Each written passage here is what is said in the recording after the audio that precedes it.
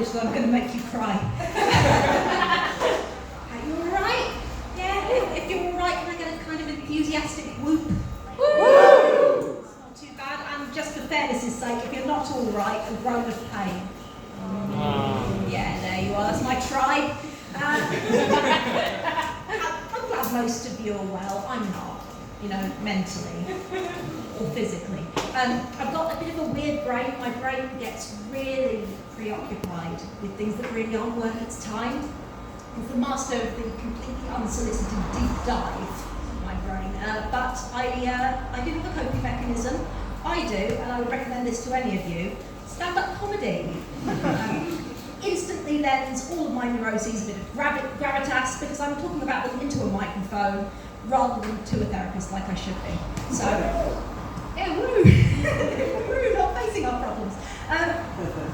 So the thing that my brain has been preoccupied with lately is a certain poem and what I think it means for us as a society and as a species. I didn't write this poem, it's a traditional one, you probably know it.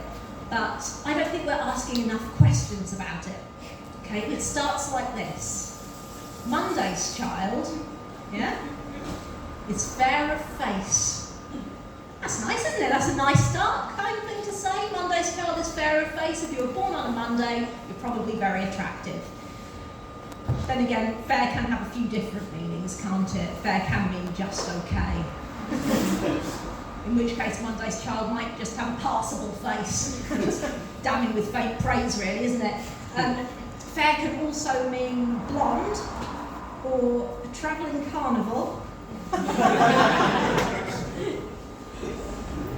Neither of which can really be applied to a face, can they? So probably rule those ones out.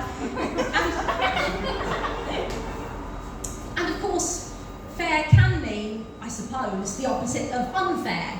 So it could be that Monday's child has the face they deserve.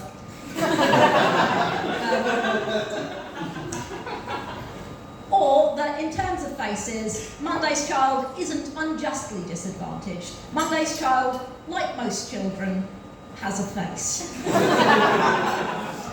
It's probably safe to say that they mean that fair isn't pretty, but you can see why it's so dense with meaning. You can see why it's been percolating around my brain for so many days. Did I say percolating? Yes, I did. Do I say percolating every time I do this set? Yes, I do. Is it the right word? Not sure. We move on. Okay. So Monday's child is fair of face. Tuesday's child, full of grace. Also nice. 2 for 2. Love that for them. Tuesday's child is full of grace. If you're born on a Tuesday, your body's very graceful. You're probably very good at dancing. Football. Stripping or something. Actually, if you want to be a stripper, you're best being born right on the cusp between Monday and Tuesday, because then you have the attractive face and the grace. I might be overthinking this. If you know the poem, you'll know where this is going now. Wednesday's child, not attractive, not graceful. Wednesday's child is full of woe. And it's not even woe like Keanu Reeves, like, whoa, no.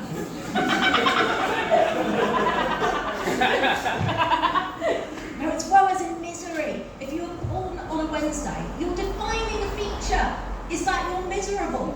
Fuck you if you were born on a Wednesday, according to tradition. So I was born on a Wednesday. I was ADAB, assigned depressed at birth, and in my defence, in that sense, I have met, if not surpassed, my potential, so go me. Woo, depression. And so, to very quickly finish off the poem, Thursday's child has far to go. If you're born on a Thursday, you pop out of your mother's downstairs area. We like downstairs area, do we? That's where you pop out of usually, and the midwife immediately drop kicks you way across the field. The crowd goes wild. That's what happens if you're born on a Thursday. Friday's child is loving and giving. So if it's not so much stripping as sex work you're into, ideally you'd want to be born on a Friday. Saturday's child works hard for a living. He has to, because he's not attractive or graceful or kind, but at least he wasn't born on a Wednesday. And finally, the child that was born on the Sabbath day is bonny and blithe and good and homosexual, and that's the end of that poem. Rubbish. Don't get get me wrong, I think it's really fascinating and delightful the way that we as humans find meaning and patterns in things, but it can lead us to do illogical stuff like trying to put human beings in categories. And how do you alphabetize them? That seems to have limited practical applications. You can't live your life like that, alphabetizing all of your friends and family. You can't do that. You absolutely cannot colour code. That's just racism. But people still try. People still try to put people into different categories. Like, I don't know about you, but I have some traits. I have some tendencies. There are some things about me. And a lot of people would tell you that all of these traits, all of these tendencies, all these things about me were preordained by the zodiac sign that I was born under. But even though I'm not an exceptionally complex person, I don't think my horoscope can account for all of me.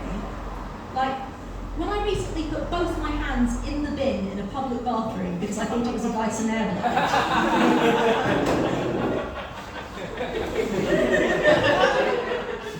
My first thought wasn't typical Gemini, no. No, my first thought was, why is there half a Nando's in here? Weird thing to do, eating Nando's in the toilet. Bet that person was a Gemini, am I right? No, I'm not, because it's bollocks. So, we need a better way to categorise people, if we must categorise people. And my pitch for this, okay, bear with me, the Dewey Decimal System. And for those of you who don't know, the Dewey Decimal System is the system that librarians traditionally use to classify different types of books. And I'm not saying that I identify more with books than I do with human beings, but I'm absolutely saying that. Look at me, are you surprised? I think I can only come across more like a librarian if every time you laughed I shushed you. But yeah, the Dewey Decimal System, it's got 999 categories. It's still not enough, but it's better than 12 or 7, and it's a lot less cryptic. I think it kind of works. I've made some tentative forays into categorising people with the Dewey Decimal System. I've categorised a few people. My crush, I've got under 611, anatomy. My ex, 616, diseases. And for myself, I wasn't sure, but in the end I went for 157. That's previously emotions and now no longer used. These days though, it's 2023. It's a wonderful time to be alive. We're finding more and more ways to think about ourselves and to identify ourselves, and I think it's wonderful. But there are a lot of people out there, often the same people, who are quite happy to call themselves a typical Taurus, or a devout Christian, who get really, really cross about the way people choose to identify themselves. Oh, they get so cross. I've been online dating recently, and I came across one guy's profile. I didn't come across it. As soon as I saw his bio, my vagina just, no thank you, closed my business. Because this guy's bio said, I refuse to acknowledge anyone who uses pronouns. Now, my grammar nerds already know where this is going. I like to think that that's a dead profile now, because at some point that guy had a kind of grammatical epiphany about the words I and anyone, and immediately by his own rules ceased to exist. But yeah, the way I like to identify myself, the kind of box that I like to put myself into, is to do with the way in which my brain is broken. It's the thing that makes the most sense to me. A lot of my friends suffer from anxiety. I suffer from depression because I was born on a Wednesday. I also have ADHD. And one of the symptoms that I experience has the best and the least appropriate name. Okay? It's a thing called executive dysfunction. Ooh, isn't that a lovely name, executive dysfunction? It just means that you find it really difficult to kind of get on with things, but what a name! Oh, ambassador! With this executive dysfunction, you're really stopping me from going to the toilet or making my dinner. Sorry I couldn't attend your soiree this evening. I was attending an executive dysfunction. Disassociating for a full hour in the middle of getting dressed, just staring at my own arm, and not writing a final joke for this set. You've been absolutely brilliant.